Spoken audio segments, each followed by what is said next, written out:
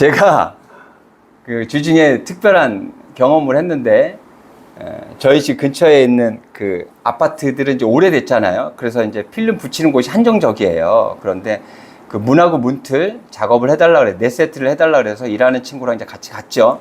근데 상태가 굉장히 안 좋습니다. 그런데 또 경첩까지 바꿔달래. 경첩은 안 바꿔줍니다. 웬만하면. 왜 그러냐면 경첩을 바꾸면 미묘하게 문이 안 닫히는 경우들이 많아요. 그래서 저희가 이제 만약에 쓰던 경첩을 띄잖아요. 그러면은 위에서부터 번호를 다 매깁니다. 그래서 그게 헷갈리지 않도록 번호대로 그대로 달아야 돼요. 그렇지 않으면 이게 바뀌어가지고 문이 안 닫히는 경우들이 생겨요. 그러면 굉장히 난감해지는 거거든요. 그래서 저희는 경첩을 새 걸로 바꿔드리진 않습니다. 기존의 것을 달아드리긴 해도 그렇게는 해드리지 않습니다. 그랬더니 사정을 하는 거야, 이분이. 계속. 그거 어떻게 해요? 그래서. 만약에 저희가 최선을 다했는데도 문이 닫히지 않으면 그거는 저희가 책임질 수 없습니다라고 얘기를 하고 그렇게 작업을 하기로 했죠. 그래서 이제 작업을 이제 하러 갔습니다. 작업을 하러 갔는데 이 아버지머니가 얼마나 막 겸손하신지. 거의 바닥에서 기시는 수준이에요. 저희한테 막 어떤 이제 부탁조로 요것도 좀 해주시고 저것도 해주시고 막 굉장히 좀 뭐라 그럴까요? 고개를 숙이시고 저희한테 부탁을 하시더라고요. 그래서 저희가 하여튼 최선을 다하겠습니다. 그랬더니 음료도 사갖고 오시고 굉장히 다정다감하게 굉장히 그 겸손한 모습으로 그렇게 부탁을 하셔요. 그래서 어떻게 합니까? 최선을 다해서 저희가 할 수 있는 방법, 샌딩기로 그 문들이 딱 맞아요. 그 문틀하고 거의 그 간극이 거의 없어요. 거기다 필름을 붙이면 문이 안 닫힐 수도 있잖아요. 그래서 내 면 모서리들을 다 갈고 오전 내내 그거를 아주 힘들게 했습니다. 그리고 또 그 경첩을 바꿔가지고 또 문이 안 닫힐까봐 노심초사하면서 굉장히 신경을 써가지고 그렇게 작업을 했어요. 그랬더니 작업 퀄리티가 꽤 좋게 나왔어요. 그리고 경첩을 새로 달았는데도 문이 제대로 다 닫히고. 그래서 제가 하여튼 생각했던 것보다 굉장히 리폼이 잘 된 거죠. 그리고 이제 저녁 끝날 시간 5시쯤 돼가지고 그 여자분이 이제 오셨어요. 그런데 너무 신기한 건 아침에 봤던 그분이 아니에요. 똑같은 사람인데. 눈 뜨는 자체가 달라요. 처음에 아침에 봤을 때는 굉장히 저자세로 부탁드립니다라고 했던 그 분이 이제는 거의 갑질의 어떤 수준으로 고개를 빳빳이 세우시고 그리고 어디 문제가 있는지 없는지 곳곳을 아주 샅샅이 다 뒤지시는 거예요. 그러면 또 이런 거 저런 거 또 이야기 하시면서 근데 저는 같은 사람일까 싶을 정도로 저는 또 이런 경험은 또 처음 해봐서 좀 너무 심하다 싶더라고요. 그래서 지적하시는 다시 다 붙여드리고 그래서 거의 1시간 동안에 다 끝냈는데 또 1시간 동안에 그분이 원하는 거를 또 다 챙겨서 해드리고 그리고 철수를 했죠. 그리고 그 일이 끝나면 바로 저희는 돈을 받습니다. 그 자리에서 웬만한 사람 다 돈을 보내줍니다. 근데 이분도 이제 돈을 보내드려야겠죠? 이러는 거예요. 그러면 저는 이제 원래 그래요. 보내주세요. 저는 일단 먼저 갈게요. 그리고 가면 다 보내줍니다. 근데 어저께는 돈을 보낼 때까지 못 가겠더라고요. 이분을 믿지를 못하겠더라고요. 그래서 그분이 돈을 다 보내고 확인시켜 주는 걸 보고 그러고 왔죠. 야, 세상에 진짜 그런 사람 전 처음 봤어요. 아침에 봤을 때 얼굴하고 오후에 봤을 때 얼굴하고 완전 달라요. 눈 뜨는 것 자체가 달라요. 그리고 완전히 오후에 봤을 때는 완전히 갑질인 거죠. 갑질. 야, 세상에 어떻게 이렇구나. 그러니까 우리가 필요할 때는 겸손한 척, 그러니까 겸손한 게 아니라 겸손한 척 하는 거죠. 그래서 제가 오늘 제목이 겸손은 힘들다예요. 겸손하기가 정말 힘들어요. 근데 자기가 필요로 할 때는 겸손한 척 하죠. 오늘 말씀의 내용이 겸손한 내용이에요. 겸손에 대한 내용이에요. 말씀 한번 볼게요. 7장 1절 한번 볼게요. 청함을 받은 사람들이 높은 자리 택함을 보시고 그들에게 비유로 말씀하여 이르시되. 이때는 로마, 그리스 그 시대의 어떤 그 모습들을 많이 유대인들이 배워왔나 봐요. 그래서 상석이 있었나 봐요. 삥 둘러서 그런 자리들인데 상석이 있나 봐요. 그러니까 서로 상석에 앉으려고 하는 그런 모습들을 예수님이 본 거죠. 그것을 보고 이제 이렇게 이야기하시는 거예요. 8절부터 한번 제가 읽어볼게요. 내가 누구에게나 혼인잔치에 청함을 받았을 때 높은 자리에 앉지 말라. 그렇지 않으면 너보다 더 높은 사람이 청함을 받은 경우에 너와 그를 청한 자가 와서 너더러 이 사람에게 자리를 내주려 하리니 그때 내가 부끄러워 끝자리로 가게 되리라. 이런 상태를 뭐라 그래요? 이런 상황을 요즘에 말해 개망신 나간다 그러죠. 그렇죠? 자기가 상석에 앉아도 되는 신분이라고 생각하고 가서 앉았어요. 그래서 더 높은 사람이 온 거예요. 그래서 집주인이 자리를 좀만 내려가 주세요. 이분이 여기에 앉아야 됩니다. 라는 그런 경험을 하게 된다라는 거예요. 그래서 이렇게 계속 얘기하시죠. 청함을 받았을 때 차라리 가서 끝자리에 앉아라. 그러면 너를 청한 자가 와서 너더러 버치어 올라 앉으라 하리니 그때에 함께 앉은 모든 사람 앞에서 영광이 있으리. 그러니까 겸손하라는 얘기예요. 너가 좀 약간 지위가 있더라도, 신분이 있고 지위가 좀 있더라도 좀 낮은 곳에 앉아. 나중에 높임 받을 거야. 그래야지 분위기가 좋지 않겠어요? 높은 자리에 올라가 있는데 좀 내려가 앉아라. 그럼 분위기가 싸늘해질 것 같아요. 그래서 뭐라 그러시냐면 무릇 자기를 높이는 자는 낮아지고 자기를 낮추는 자는 높아지리라. 그런데 제가 처음에 말씀드렸던 것처럼 우리는 겸손한 척하는 거죠. 어떤 때요? 내 이익이 있을 때 겸손한 척한단 말이에요. 근데 그렇게 해서는 안 된다고 지금 예수님께서 말하는 거죠. 근데 겸손은 힘들어요. 오늘 제목이 겸손은 힘들다예요. 겸손은 힘들다. 맞잖아요. 겸손하기 힘들죠. 그러니까 어떻게 겸손할 수 있을까? 나 겸손해 라고 하고 다니면 될까요? 아니요. 겸손하려면 제대로 된 가치를 쫓아야 돼요. 어떤 가치를 쫓느냐에 따라서 그 사람의 모습이 완전히 달라질 수 있어요. 그 파인이라는 드라마 봤어요. 제 아내랑 그 디즈니월드에서 하는 그 파인이라는 드라마를 봤는데 이게 뭐냐면 옛날에 그 배가 그 도자기를 싣고 가다가 바다에 빠졌어요. 그래서 그 도자기들이 바다에 묻혀 있는 거예요. 그래서 이제 나라에서도 그거를 어느 정도 발굴을 했고요. 그 사람들이 이제 많이 알고 있죠. 그런 상태에서 이제 도구를 하려고 사람들이 이제 모이기 시작해요. 그런데 이게 돈이 될 거라고 하니까 사람들이 막 몰리기 시작하는데요. 정신없이 막 몰려요. 돈이 된다고 하니까.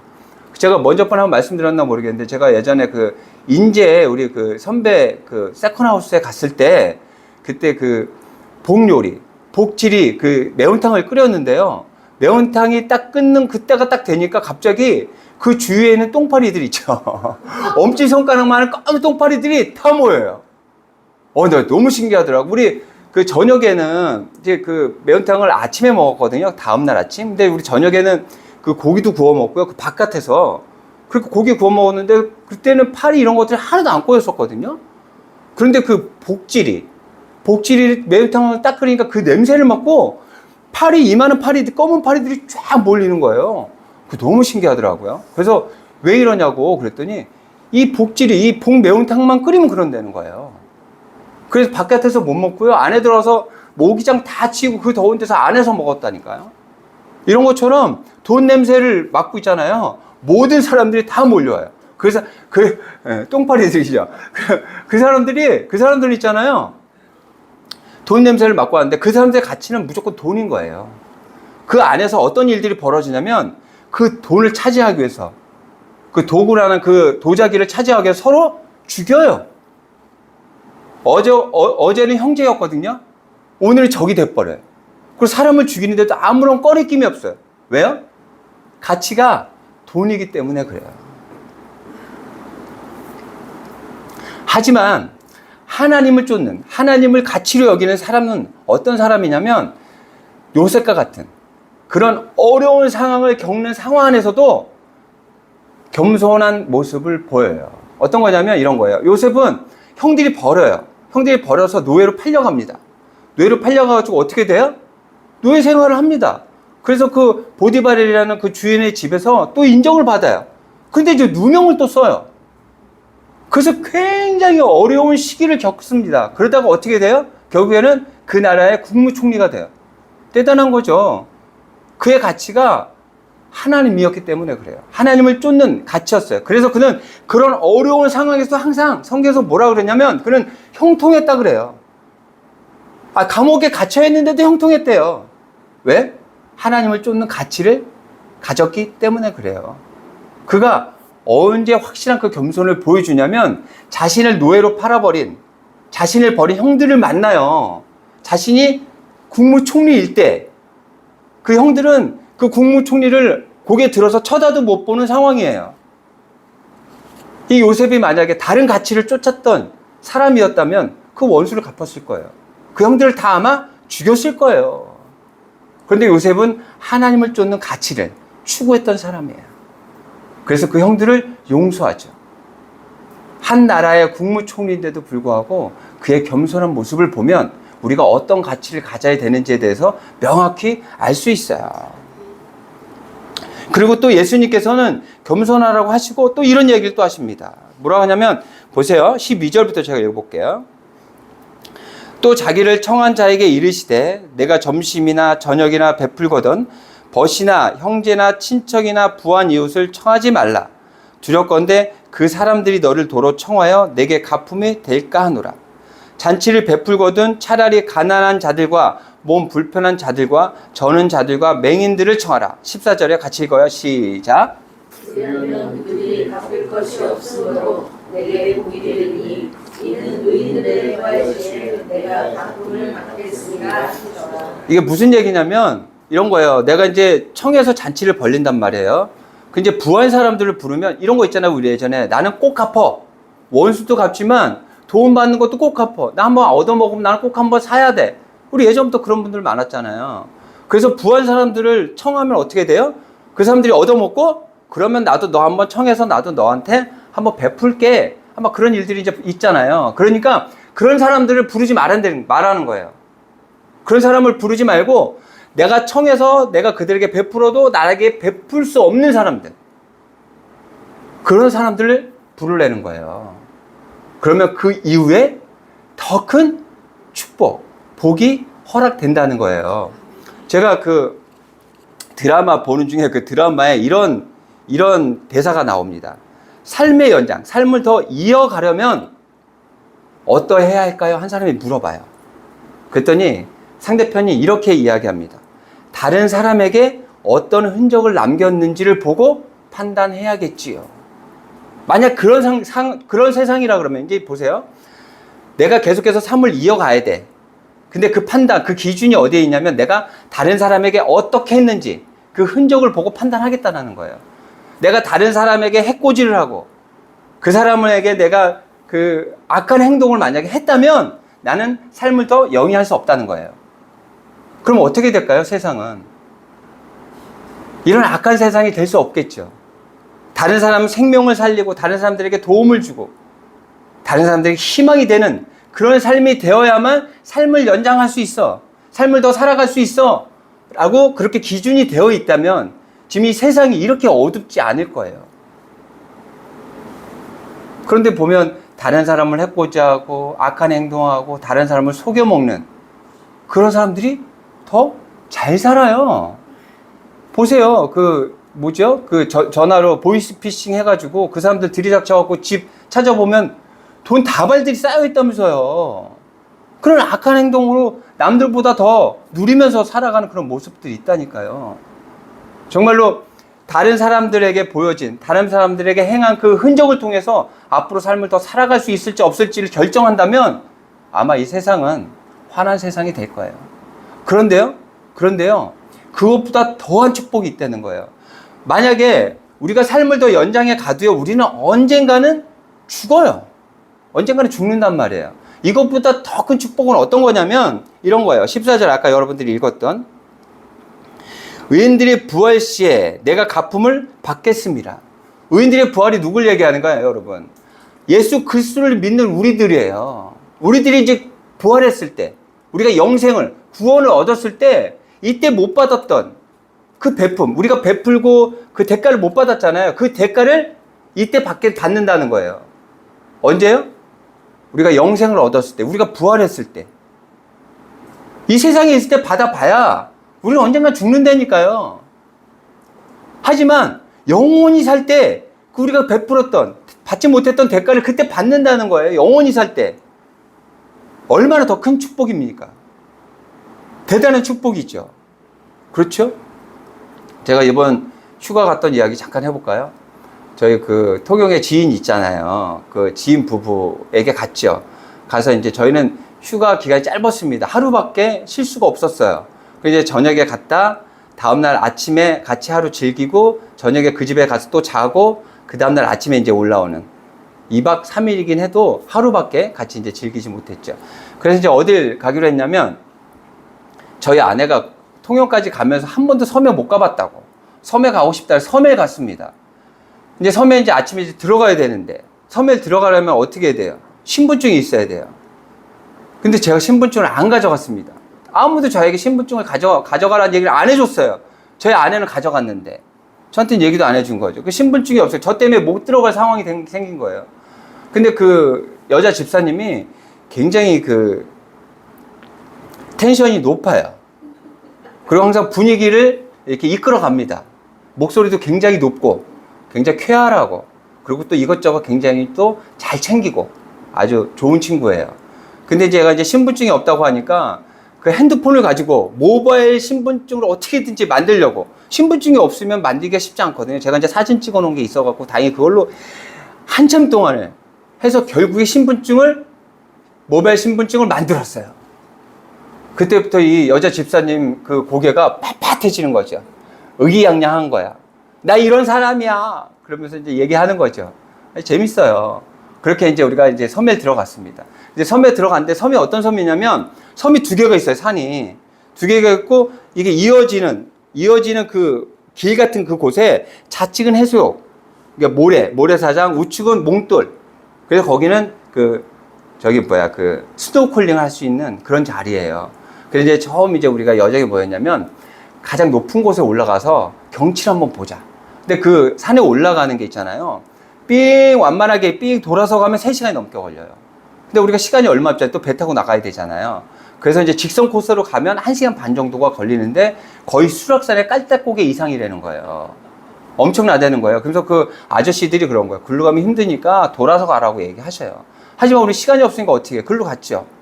근데 누가 제일 빨리 올라가는 줄 알아요? 제 아내. 제 아내가 제일 빨리 올라가요. 제일 잘 올라가요. 그 다음에 제일 못 올라가는 게 우리 그 여자 집사님. 그 여자 집사님은 엄청 바쁜데 운동을 못 해요. 시간이 없어요. 첼로 해야지, 또 교회에서 반주해야지, 합창단 해야지, 굉장히 바빠서 운동을 못 해요. 그러다 보니까 못 올라가요. 제대로 못 올라요. 근데 이제 거의 한 8부 능선까지 올라왔을 때 이제 거의 이제 완전히 다 소진이 다 된 거예요. 이제 못 가는 거예요. 저희는 그래서 올라가서 그 남편하고 같이 가서 이제 경치를 이제 다 보고 내려왔더니 그 자리에 이제 거의 누워 있더라고요.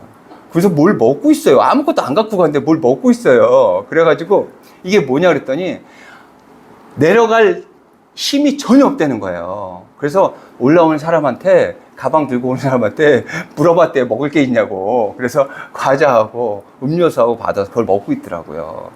그때 모습은 어떤 모습이에요? 의기소침. 아까는 의기양양했잖아요. 이제 의기소침이야. 다 올라가는데 혼자만 못 갔잖아요. 그래서 내려올 때 거의 의기소침한 그런 모습으로 이제 내려오는 거죠. 내려와서 이제 어디 갔어요? 우리가? 이제 스노클링 하러 갔어요. 이제 밥 먹고 이제 스노클링 하러 갔죠. 스노클링 이제 하러 갔는데, 갔더니 사람들이 꼬챙이를 하나 들고 이렇게 막 찔르면서 다녀요. 그래서 뭐 하나 봤더니 문어가 있대요. 문어가. 그러니까 문어를 잡겠다고 그러고 다니는 거여서 저는 뭐 문어 잡을 계획도 없고 잡고 싶지도 않고. 근데 물도 또 이렇게 뭐 온난화가 돼갖고 뜨겁다는데 또 차가워요. 추워 오래 하지도 못하겠어. 그래서 하여튼 거기서 이렇게 놀다가 나가자 이제 그래갖고 막 나가는데 처음에는 이 여자 집사님이 아까침에 그거를 좀 어떻게 저거 하려고 말해하려고 그러는지 막 뭘 잡아요. 그 막 성게를 막 한 보따리 이렇게 잡은 거예요. 그래서 들고 오다가 갑자기 잠깐만 이러면서 갑자기 확 주저앉아요. 그래서 왜 그러나 봤더니 문어를 잡은 거예요. 문어를 잡았는데 문어가 이제 들어가려고 그러잖아요. 그러니까 이제 이걸 못 잡아 끊어낸 거예요. 그래서 잡고는 있는 거예요. 그래서 우리 보고 와갖고 셋이서 바위를 들으래요. 이만한 바위가 들려요, 그게. 근데 그거를 끝까지 안 넣고 한참 동안 있더라고요. 문어가 아마 만회하려고 그랬던 것 같아요. 의기소침했던 거 만회하려고 그 문어를 끝까지 잡고 있다가 그 문어를 끄집어내요. 근데 문어가 손바닥만 해요. 결국에는 그 문어를 딱 잡고 뭐라 그러는지 알아요? 나 맨손으로 문어 잡은 여자야. 다시 또 의기양양한 거예요. 아니 그렇게 재밌어요. 가면은 우리 집사님이 그렇게 우리를 재밌게 해줘요. 제가 이 얘기를 한 이유는 문어 얘기를 좀 하려고. 문어가 그 알을 엄청나게 많이 낳습니다. 엄청나게 많이 낳아요. 근데 이 문어가 이 새끼들을 그 알을 낳잖아요. 근데 그 안에 물고기들이 얼마나 많습니까? 이 조그만 물고기들이 그 알들을 다 잡아먹어 버려요. 그래서 이 알들에서 나올 수 있을 때까지 그 문어가 그 알들을 지킵니다. 아무것도 먹지 않고 계속해서 지켜요. 고기들이 와가지고 하면 그 고기들하고 싸우고 하여튼 그 알들을 지킵니다. 그 결국에는 그 알들이 다 살 길 따라서 이제 다 가잖아요. 그러면은 이제 이 문어가 완전 기진맥진한 거예요. 아무런 힘을 못 써요. 그래서 이 조그만 그 물고기들이 와가지고 이렇게 쪼아 먹어도요, 쫓아내질 못해요. 그래서 결국에는 거기서 생을 마감해요. 제가 이 얘기를 왜 하냐면, 문어는 자기 새끼들, 다음 세대를 위해서 자기를 희생해요. 그 자기의 몸을 다른 고기들에게 주면서 마지막까지, 끝까지 사랑을, 희생을 하면서 그 생을 마감해요. 그런데 얘네는 그걸로 끝이에요. 문어는 그걸로 끝이에요. 얘네가 구원받아갖고 영생을 얻는다고요? 문어는 안 그래요. 그런 거 없어요. 얘네는 이렇게 희생하고 이렇게 사랑을 전해도 그걸로 끝이에요. 하지만 우리 인간은 하나님께 약속하시잖아요. 의인들의 부활 시에 내가 갚음을 받겠습니다. 영생을 얻었을 때 우리가 그때 베풀고 받지 못했던 그 대가를 받을 수 있다고 지금 이야기하시는 거예요. 그렇게 우리는 대가를 바라지 말고 베풀 수 있는 우리가 되어야 돼요. 그 베품을 통해서 사람들은요, 뭘 깨닫냐면, 와, 저 사람 좋은 사람이네 도 있겠지만, 그것보다 하나님이 살아 계시나 보다 라는 걸 깨닫게 되는 거죠. 우리 다세움교회가 아직 미자립 교회예요. 아직 부족한 게 많아요. 사실 우리 예배하는 예배당도 없잖아요. 그렇죠. 그런데 우리가 선교하는, 그리고 우리 지역 어려운 사람들을 돕는 그 금액이요, 제가 다른 곳 가서 이렇게 물어보잖아요. 그러면은 그 자립한 교회들, 예배당에 있는 교회들보다 저희가 훨씬 많아요, 금액이. 그러니까 저희가 그것을 자랑하자고 얘기하는 게 아니에요. 자랑하자고 말씀드리는 게 아니고, 그렇게 해야 되는 일이 지금 보면, 오늘 말씀을 통해서 보면 당연한 거예요. 당연한 거. 그렇게 해야 되는 거예요.